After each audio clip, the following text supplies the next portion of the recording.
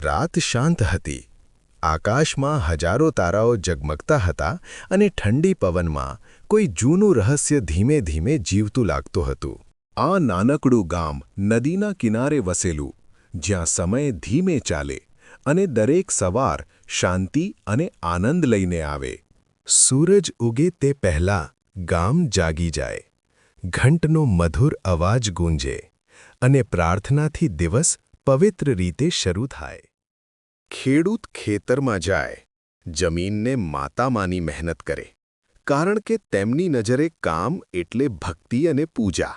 વૃક્ષ નીચે ચાલતી પાઠશાળામાં બાળકો બેસે. ગુરુજી તેમને અક્ષર સાથે જીવનના સંસ્કાર પણ શીખવે. બપોરે ગામ જીવંત બને. કોઈ માટી ગૂંથે, કોઈ લોખંડ ઘડે. દરેક હાથ ઈમાનદારીથી કામ કરે. સાંજ પડે, ગાયો ઘરે પાછી ફરે અને ઘરે ઘરોમાં દીવા ઝળહળે અને આખું ગામ સોનેરી પ્રકાશમાં નાહી જાય. રાત્રે દાદા-દાદી વાર્તાઓ કહે. બાળકો શાંતિથી સાંભળે અને કલ્પનાની દુનિયામાં ખોવાઈ જાય. તારાઓની છાયામાં ગામ શાંત થઈ જાય.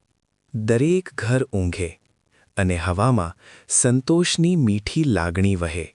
સાચું સુખ સંપત્તિમાં નથી, પરંતુ સરળ જીવન, મહેનત, પ્રેમ અને સારા સંસ્કારમાં છુપાયેલું હોય છે.